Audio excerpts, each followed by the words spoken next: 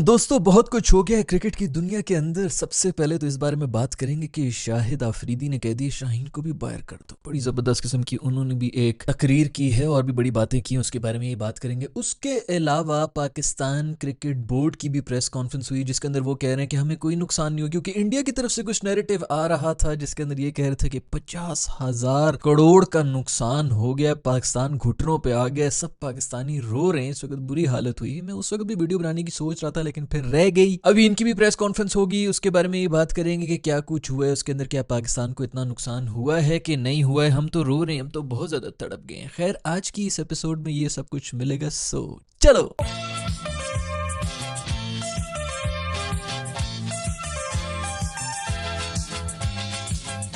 भाई साहब सबसे पहले तो बात करेंगे पीसीबी की जो प्रेस कॉन्फ्रेंस हुई है उसके अंदर उन्होंने ये कह दिया कि हमारे बंदे, आपको याद होगा कुछ एपिसोड्स पहले हम इस बारे में बात कर रहे थे कि स्टेज के ऊपर कोई भी पाकिस्तानी बंदा नहीं था जो फाइनल हुआ था चैंपियंस ट्रॉफी का, जिसके अंदर वो एक दूसरे को मेडल पहना रहे थे। जय शाह मेरा जो है वो चाट रहा था खोली को, ये सब चीजें हरकतें हो रही थी। पाकिस्तान का कोई भी बंदा नहीं था, पाकिस्तान होस्ट नेशन भी था। वैसे तो मैं कह रहा था कि लानत भेजो, कोई तुक भी नहीं बनती पाकिस्तानियों की वहां पर चढ़े हुए हूँ, लेकिन पाकिस्तान ने उसके ऊपर नोटिस ले लिया था, लीगल नोटिस भेज दिया था आईसीसी को कि भाई हमारा कोई बंदा क्यों नहीं था। उन्होंने कहा कि सिर्फ जो है आपका चेयरमैन ही चढ़ सकता है, दूसरा तो तुमने भेजा है वो नहीं चढ़ सकता। चेयरमैन ने कहा कि भाई मैं बीमार था इसीलिए मैंने इसको भेजा था कि इसको मेरी जगह स्टेज पे चढ़ाओ, तुम लोगों ने नहीं चढ़ाया। ये वो पूरा इंडिया वहां पे जो धमाले डाल रहा है, तुम लोग बाकी सब लोग कह रहे थे कि भाई सेरेमनी के ऊपर पाकिस्तान की कोई भी रिप्रेजेंटेशन नहीं थी। जनाब अली जो मैच के बीच में जो पूरी सेरेमनी के जो आर्टिस्ट आए हुए थे जो कि परफॉर्म कर रहे थे वो भी इंडिया से ही आए हुए थे, पाकिस्तानी कोई आर्टिस्ट तक नहीं था। वो तो आप लोगों ने देखा नहीं, मैंने वो भी देखा था कि कौन यहाँ पर क्या नाच रहा है। ग्राउंड के बीच में जो है वो इंडियन कोक स्टूडियो से आए हुए थे, पाकिस्तानी कोक स्टूडियो जिसके बारे में वैसे भी वो ये कहते हैं कि बहुत अच्छा है, इंडिया में ज्यादा फैंस हैं उसके, उसका भी कोई रिप्रेजेंटेशन हम नहीं कर सके थे।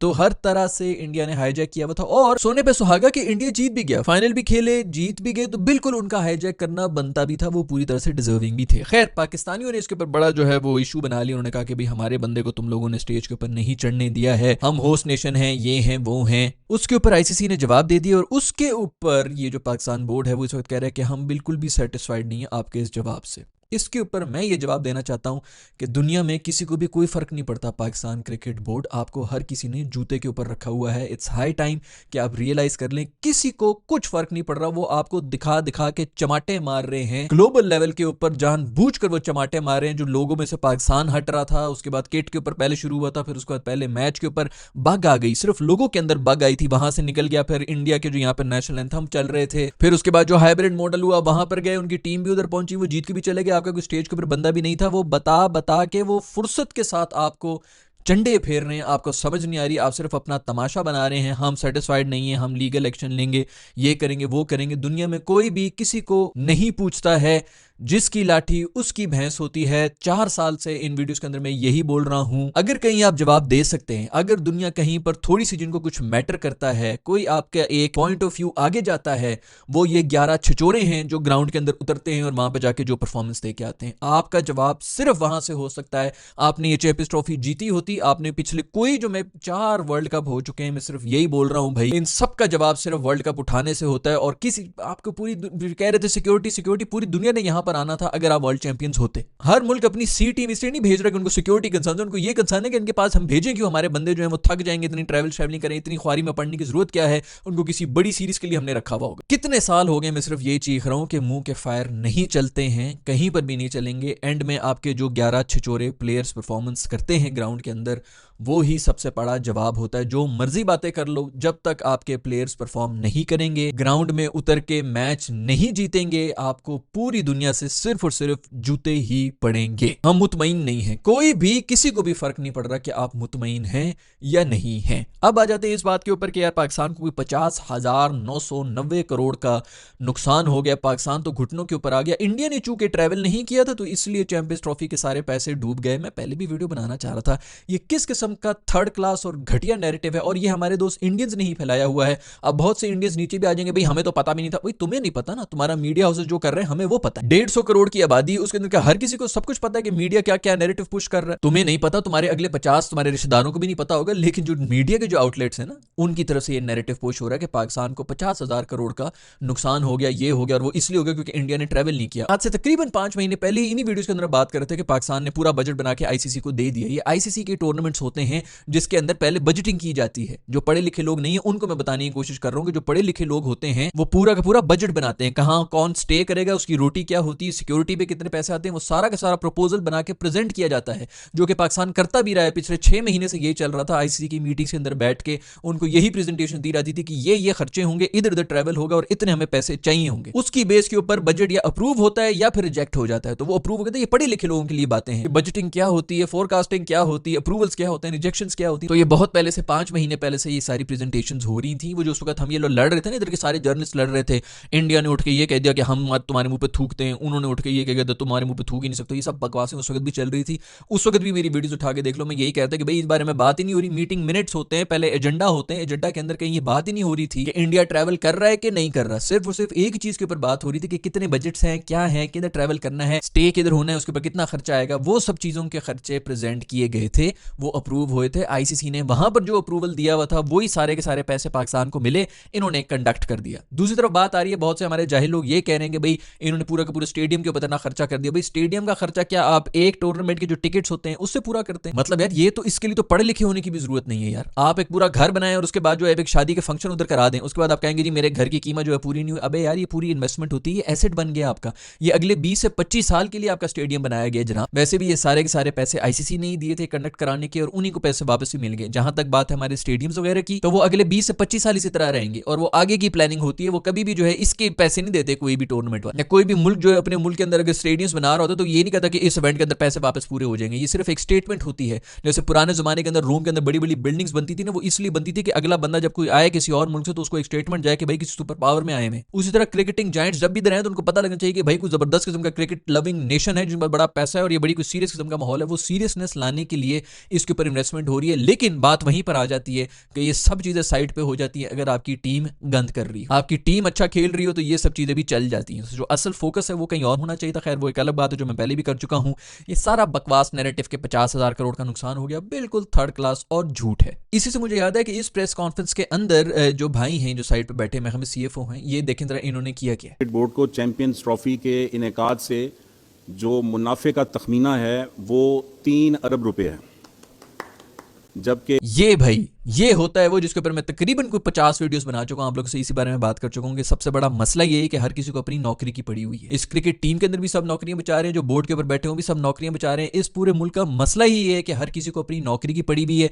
मेरी नौकरी ना कहीं चली जाए, मेरा रिस्क कहीं घर में आना ना बंद हो जाए। और इसी को मैं अगर रिलीजन के साथ जोड़ना चाहूं तो ये चीज भी निकाल सकता हूं कि आपका ईमान इन लोगों पर आया हुआ होता है। आपका ईमान अपने ऑफिस पे, अपने बॉस के ऊपर, उसके बॉस के ऊपर, अपनी कंपनी के ऊपर आया होता है कि मेरे घर में जो रोटी आ रही है, मेरे घर वाले जो भूखे नहीं मर रहे वो इनकी वजह से नहीं मर रहे हैं। आप ऊपर वाले के ऊपर आपका कोई भरोसा ही नहीं है। ये होता है असल शिर्क, जिसके बारे में कोई भी मौलवी आपको बताता ही नहीं है। वैसे तो सब लोग लगे होते हैं ना कि जमाना जहलियत में लोग जो है वो सूरज को भी पूज रहे हैं, दरख्तों को भी पूज रहे हैं, इसको भी पूज रहे हैं, उसको भी पूज रहे हैं। हम सब ने अपने अपने खुदा बनाए हैं। किसी का एक खुदा नहीं है। हर किसी ने अपने दिल के अंदर कोई फेम को पूज रहा है, कोई पैसे को पूज रहा है, कोई अपने बॉस को पूज रहा है, कोई अपनी औलाद को पूज रहा है। हम हर किसी को पूज रहे हैं सवाए उस जात के। और फिर हम बात कर रहे होते हैं कि शेख तो हमने कोई नहीं किया भाई, हम तो अल्हम्दुलिल्लाह बहुत बड़े मुसलमान हैं। ये आप लोगों के मुसलमान हैं जो कि अपनी नौकरियों के लिए कुछ भी करने को तैयार हैं, और इसीलिए इस मुल्क का ये हाल है। यही आप लोग के प्लेयर्स हैं जो अपनी टीम के अंदर पोजीशन बचाने के लिए कुछ भी करने को तैयार हुए हुए हैं, क्योंकि इनको यही लगता है कि अगर ये पोजीशन हमारे हाथ से निकल गई तो हमारे घर में जो पैसे आ रहे हैं वो नहीं आ रहे हैं। ये भूल गए आज से 4 साल पहले इनके पास कुछ भी नहीं था, ये सड़कों के ऊपर जलील हो रहे थे। जिस जात ने इनको यहां पर लाके बिठा दिए वो कहीं पर भी लेके जा सकता है, और कहीं से भी इनको पैसे भी लाके दे सकते हैं। और अगर उसने छीनने हो तो वो कहीं से भी पैसे ले लेता है। आप जो मर्जी सियासतें कर लें, हमें प्रॉब्लम ही यही है कि हम लोग इन चीजों के अंदर फंस जाते हैं। हम समझते हैं कि हम ये सब कंट्रोल कर रहे हैं, हम कुछ भी कंट्रोल नहीं कर रहे दोस्त। और ये है रिलीजन की बेस जो कि कोई भी मौलवी आपको नहीं बताएगा। खैर भाई तालियां बजाओ फौरन बॉस के लिए, अपनी तालियां बजाओ, क्योंकि इस पूरे मुल्क के अंदर यही हो रहा होता है। हर आप लोग सब जो इस वक्त जॉब्स कर रहे होते हैं बिल्कुल बॉस के लिए तालियां शालियां बजाएं। इसके अलावा शाहिद अफरीदी भाई की भी कुछ बयान है, वो ये कह रहे हैं कि भाई शाहीन को भी निकाल दो। यार मैं कहता हूं इस बंदे को जो है ना प्राइम मिनिस्टर बना दो, ये बिल्कुल रेडी हुआ है। कहते हैं शाहीन को भी निकाल दो। मैं तो कहता हूं बिल्कुल शाहीन को निकाल दो, शाहीन को इनफैक्ट पीसीबी का चेयरमैन बना दो। खैर उससे बड़ी सही सी बात है कि उसने ये भी कहा कि हर कोई बंदा जो है वो शाहिद अफरीदी बनना चाह रहा है। बिल्कुल इस चीज के ऊपर मैं एग्री करता हूं। हर किसी को जो है ये भाई इनसे जो इंस्पिरेशन लेके आ गए टीम के अंदर। शाहिद अफरीदी अफरीदी बनने के लिए सबसे पहले आपको खूबसूरत होना पड़ता है भाई। वो उसकी पर्सनैलिटी की वजह से बहुत था, आवाम को वो इसलिए पसंद आ रहा था, तो लड़कियों की फैन फॉलोइंग हुआ करती थी। उसके बाद आप ये समझने की कोशिश करें कि शायद अफरीदी जिस वक्त इस टीम के अंदर था उसके आसपास बहुत ही सॉलिड किस्म के एक स्पेशलिस्ट बॉलर्स और बैटर्स बैठे हुए थे, तो बीच में एक वाइल्ड कार्ड फेंक सकती थी हमारी टीम कि हाँ ये चल गया तो ठीक है, मैच विनर है, ना भी चला तो कोई मसला नहीं है, 5 मैचेस में से एक मैच के अंदर भी ये चल गया तो हम मैच जीत जाएंगे, बाकी 2 मैचेस तो हम जीत ही सकते हैं, तो 3-2 से हम सीरीज जीत सकते हैं। उस वक्त हम अफोर्ड कर सकते थे ऐसे वाइल्ड कार्ड। आजकल आपकी पूरी की पूरी टीम में इतनी कमजोरियां हैं कि आप लोग अफोर्ड ही नहीं कर सकते इस कोई शाहिद अफरीदी वाला माइंडसेट। और वैसे भी वो एक ऑलराउंडर था, हम तो तरस ही गए हैं कि कोई ऐसा ऑलराउंडर हमें मिल जाए जो कम से कम किसी दिन बॉलिंग में नहीं तो बैटिंग में चल जाए, बैटिंग में नहीं तो बॉलिंग में चल जाए। अब तो ना बैटिंग, अब हमने भरे में ऑलराउंडर्स और उनका मसला ये है कि ना वो बैटिंग में चलते हैं ना वो बॉलिंग में चलते हैं, दोनों रेलू कट्टे ही होते हैं। खैर अफरीदी भाई ने ये भी कहा कि मोहसिन नकवी बिल्कुल भी टाइम नहीं दे रहे हैं, मतलब उनको फुल टाइम देना पड़ेगा, और ये बिल्कुल मैं इस बात से एग्री करता हूं कि पीसीबी चेयरमैन को फुल टाइम ये काम करना पड़ेगा। अगर आपने आगे बैठ के इधर उधर लोगों के ऊपर ही छोड़ा हुआ तो फिर आप चेयरमैन क्यों हैं। रिजवान के बारे में उन्होंने ये कहा कि उसको 4 महीने की कप्तानी मिली और अब आगा सलमान को आपने बना दिया। बिल्कुल इस बात से भी मैं एग्री करता हूं, आप कोई एक कम से कम और कुछ नहीं आप कर सकते तो यार एक कप्तान को तो कॉन्फिडेंस दे दे कि यार तू कम से कम अगले 2 साल के लिए एक कप्तान है। जब कप्तान खुद ही कॉन्फिडेंट नहीं है, उसके नीचे बच्चे भी कहेंगे यार तू तो साइड पे हो, यार तेरा तो खुद अपना नहीं पता कि तू टीम में भी जगह। और अभी आगा सलमान का मसला ही यही था जो मैं पहले भी आप लोगों को बता रहा था, मोस्ट प्रॉब्ली ये शादाब को ही कप्तान बनाने के लिए लाए थे, वो तो जब लोगों ने इतनी गाल गलोच दिए तो उन्होंने उसको वाइस कप्तान बना दिए सिर्फ चेक करने के लिए कि भाई ये आगा से तो ज्यादा चलना वलना है नहीं, इसको वाइस कप्तान बना दो। और वही कि मौत दिखा के हमें बुखार पकड़ा दिए, इसको टीम में क्यों घुसा दिए, लोग उसके बारे में बात ही नहीं कर रहे। इसी बात पे शुक्र कर रहे हैं कि शुक्र है यार ये कप्तान नहीं है, क्योंकि कप्तान भी बन सकता था। अभी उसको वाइस कप्तान इसलिए बनाया हुआ कि उसको इसी तैयारी में बैठे में इनको यही कि आगा सलमान तो T20 का बंदा ही नहीं है, इसको एक लास्ट चांस करके दे दो, तब तक शादाब भी जो है टीम के अंदर फिट हो जाएगा, जड़ें उसकी मजबूत हो जाएंगी, जब निकल जाएगा तो उसके बाद फिर हम कहेंगे वाइस कप्तान कौन है, ओ अच्छा वो शेडी, हाँ तुम आ जाओ। जब ये कप्तान बन जाएगा उसके बाद सुसर साहब भी आ जाएंगे पीछे से कि अब मैं कोच बन जाता हूँ। पहले मैं कोच बनता और इसको मैं टीम में रख लेता तो मसला हो जाना था, कॉन्फ्लिक्ट ऑफ इंटरेस्ट रहना था, लोगों ने बहुत गालियां देनी थी। आप इस वक्त ये कर लेंगे क्योंकि आकिब तो वैसे भी छोटे टाइम के लिए बना हुआ है, सबको पता है कि वो भी 2-3 महीने के इंटरिम बेस के ऊपर आया था वो कोच, वो भी निकल जाएगा, मोस्ट प्रॉब्ली गोरा कोई भी नहीं आएगा, तो फिर सकलैन भाई आपके सुसर दमाद वापस आए होंगे, कॉम्बिनेशन बना होगा। अभी भी इसीलिए शादाब भाई वापस आए हैं, ये मैं कब से बोल रहा हूँ, 5-6 महीने हो गए हैं, शुरू में ये भी सब चीजें हो गई हैं, शादाब घुस गए, अब देख लेना कि वो भी घुस रहा होगा। अब ये बात अगर वायरल हो जाए और ये और जलील होना शुरू हो गए, शादाब भाई जिस तरह पहले 2 मैचेस के अंदर ख्वार हो रहे हैं, लेकिन वो तो खुश हैं, बहुत खुश हैं, उन्होंने 20-25 रन बना दी, उनकी जिंदगी का सारा मकसद पूरा हो गया है।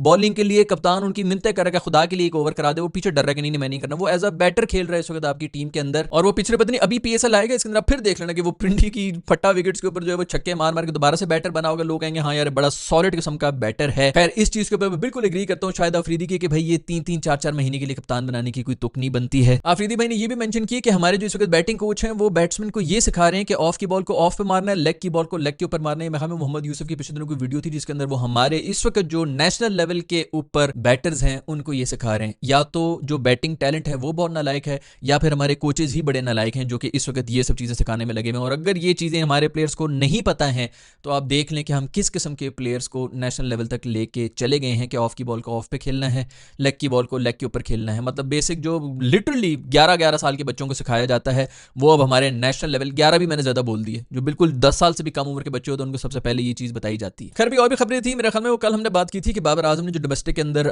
मुंह काला कराना शुरू किया हुआ है, उधर से नसीम भाई भी जो हैं वो भी आए हैं, उनके बारे में उनका कल ही मैच हुआ है, उन्होंने 4 ओवर के अंदर 40 रन खाए हैं, मतलब 10 की इकोनॉमी के ऊपर वो डोमेस्टिक के ऊपर भी कुटे खा रहे हैं। यार खुदा का खौफ कर ले, मतलब यार पेस तो दफा करो, कोई लाइन लेंथ इनको कोई सिखा दे यार। और मजे की बात ये कि इस वक्त जो हमारे कोचेस लगे हुए हैं वो दोनों के दोनों अजहर महमूद, ये आकिब वगैरह, ये सब बॉलर्स ही हैं, ये बॉलर्स स्पेशलिस्ट कोचेस होने के बाद हमारे बॉलर्स की ये हाल है, तो आप इमेजिन करें कि अगर कोई बैटर शैटर आ गया हमारा कोच तो फिर क्या हाल होगा। खैर भाई नसीम भाई खुदा के लिए, बाबर भाई खुदा के लिए, अगर नेशनल T20 आप खेल ही रहे हैं उसके अंदर तो कोई कम से कम स्टेटमेंट दे दें यार। अभी आप लोगों ने ODI के अंदर भी चला देना और वहां पर जाकर फिर से वही हाल होना है जो कि हमारा पिछले 2-3 साल से हो रहा है। खैर दोस्तों आज की एपिसोड के अंदर इतना ही। अगर आपको ये वीडियो पसंद आ रही है तो लाइक के बटन को छू लें, अगर नहीं पसंद आ रही तो डिसलाइक के बटन को छू लें।